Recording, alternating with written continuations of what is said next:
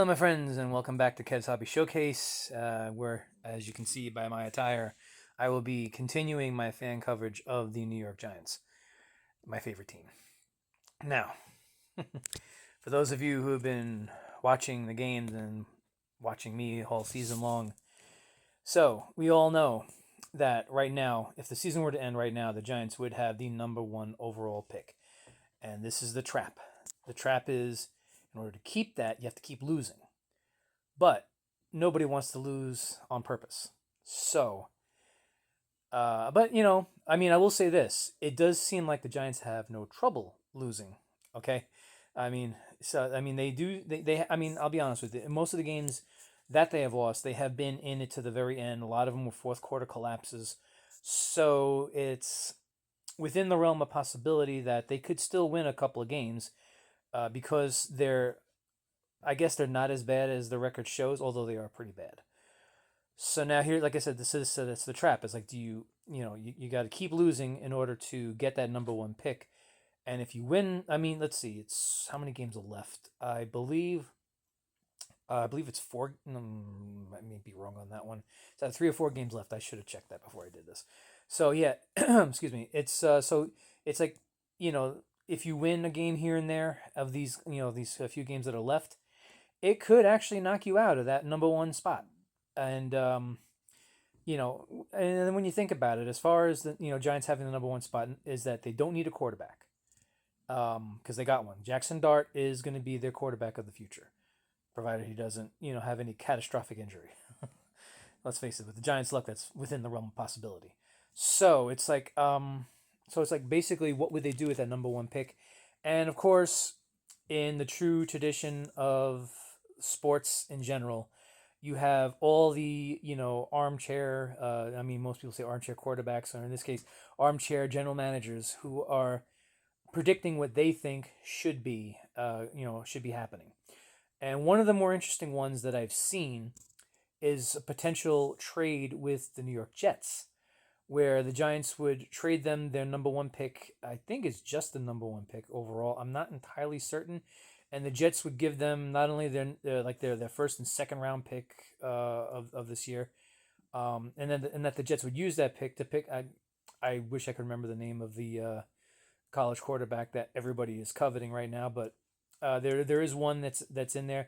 I'm sure a lot of you. I really don't follow college football. I just never have. I'm usually very busy on Saturday, so I usually never have a chance to see any of the games. But there is a quarterback that everybody's going nuts for. So that's what people are speculating, is that the Giants will make the trade with the Jets so that the Jets can finally get themselves their franchise quarterback to try to turn that team around. Like the Giants would, I guess, move back a couple of spots. Speculation is that they would take a wide receiver to give Jackson Dart another target, which I guess is a good idea. But I wouldn't. In years past, I'd said use it to build the offensive line, but the offensive line actually surprised me this year. It's actually been they've been better, a lot better actually than previous years. Are they great? No, they're not great, but they're playing a lot better than they have in previous years. Daniel Jones was always running for his life. Last year, after they pretty much ran him off the team, every single one that came after him was running for their lives. Uh, um, crap, I can't remember. I can't remember the second stringer. No, Gerard Taylor. That's who it was. I'm sorry, and Danny DeVito. Both of them were running for their lives. Then I think there was another one named Boyles who came in for a while. Every single one of them was running for their lives. Every single one on almost every play. Whereas now, um, Russell Wilson has had time. He didn't play all that great. With a couple of exceptions, but he's had time. When Winston was in there, he had time, and Jackson Dart has absolutely had time. Now, have they had all the time in the world? No. There's a couple of times they had to, basically start scrambling and start running. I attribute that more to the receivers not getting open because there's only so much time that the line is going to give you. Listen, I played high school level, the highest, and even then they would say, generally you need to give the quarterback about 5 seconds. You give him 5 seconds to look over the field, to find an open receiver or to run or to start running with it. Anything more than that is generally considered um, not very practical or not very possible, depending, I guess, on the skill of the offensive lineman. So, I mean, like I said, so what would they use those, that those higher picks? I mean, I guess, maybe even look to defense, because the defense has been very unreliable this year. Very unreliable. I mean, Dexter Lawrence has been practically invisible. I mean, I know his feathers got ruffled when Carl Banks called him out and said he's not relevant. I don't even remember what Dexter Lawrence's response was. All I can say is that talk is cheap. What you do on the field is what matters. You know, so there's like a lot of holes that need to be filled with players that'll actually show up. I mean, we need defensive players that actually know how to tackle. I'm tired of seeing them just push, the runners and expecting them to fall. I'm just so sick and tired of that. And not for nothing, a couple of times on occasions they would get to the quarterback and then not hit him. I don't know why. I don't know. I mean, they're not always getting called for roughing the passer just for hitting the quarterback. So I don't know. Well, anyway, so today they're playing the Vikings, 1 o'clock. Let's see what happens because I mean the Vikings. I mean I don't think they're making the playoffs either. I think they got a losing record. I think that's what I saw when I was looking it up. And who knows? I mean Giants Vikings at Giant Stadium shows you how old I am at MetLife Stadium. And let's just see how it goes. I'll see you at halftime and we'll see what the score is. All right, see you then. Okay, it's halftime. 13-10, they're losing. But it's been of a interesting game. Um, they were. I guess their scouting team found out that the Viking defense was weak against the run, because for most of the first half they were running the ball and they were doing it very well, and then they stopped. Why I don't know, but then they stopped, and the offense has not done anything. Anything with the pass. I think there's only one completion for like a couple of yards. I think overall is like negative yards because of all the sacks. um, I don't understand why they're doing that. But then as far as defense goes, defense wasn't doing a damn thing until with like less than a minute to go in the half. Brian Burns does comes in untouched. Found out afterwards it was because it was a screen pass, but McCarthy didn't get the ball out in time, so it was a sack and a forced fumble, picked up by Newbin and running for a touchdown. That's how it's 13-10. So interesting, very interesting. But again, now it's like they get the ball first in the second half, but now I'll say it again. This is the trap, because it's like, do we all want to see our team win, but that number one pick is very very tempting. I mean, of course I want to see the Giants win. I'm starting to wonder if the number one pick is even worth it. I don't know. Maybe, maybe not. I guess it all depends on who they would even go after. And I hope they don't listen to Colin Cowherd, who I heard basically said the Giants should trade Jackson Dart and go and draft this big quarterback coming out at number one. No, we have our quarterback. We don't. No, it's time to start showing some loyalties to some of these players who are actually trying. You know, but anyway, so we got another half to go. The Giants get the ball first, and let's see what happens for the rest of the game. I'll see you when the game's over. Okay, game's over, and they lost 16-13. Can't say I'm surprised. I will say that they were in the game, until the very end. Um, starting, the time of this recording, it's basically the Vikings are kneeling on the ball. It was pretty much done. And honestly, it's like the majority of the Giant losses. It's a game they could have won. So I mean, I don't know how much hope this gives us for next season, because I mean this season's done.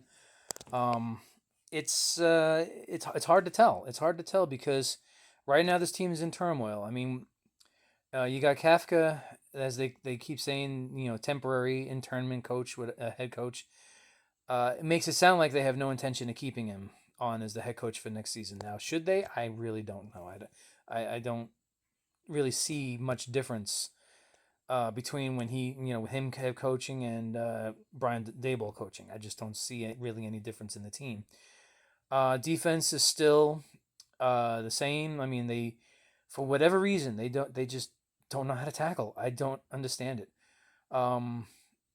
Yeah, and there was one good sequence where, there was a pick six that got called back on a penalty that Abdul Carter committed. And the next play, he basically sacked the quarterback. But the Vikings kicked the field goal, so it's like, at that point, it's like, okay. I mean, actually, I think that was in the first half. But it's like at that point, it's like, okay, well, yeah, you kind of sort of redeemed yourself, but we still gave up points. It's, oh man, it's hard to describe with this team right now. It's just that they got to bring someone in to change the culture of this team, and I'll even say it. I mean, I saw an article on Brian Burns during the week where he basically, I mean, I don't know how true this is, but he was basically saying if the GM hasn't been fired and changed, that he doesn't want to stay with the team. He doesn't want to stay with a team that's not going to seriously build a team. And I don't know. The way Schoen works, it's like, I don't know. Is he serious about building a team? It doesn't look it. I don't know. It's like, I don't know what the logic behind his decision making is. Sometimes it doesn't look like there's any. I don't know.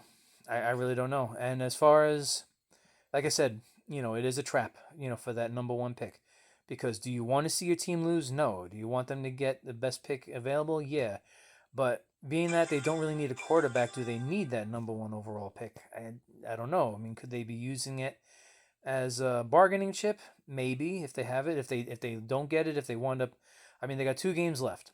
Next week they play, and obviously the beginning of the season, these next 2 games were to be determined. So they do have a set time for a day and time for the next game against the Raiders. It's Sunday at 4:00. So I mean, it's in Las Vegas, which still seems odd to call the Raiders Las Vegas Raiders, but anyway.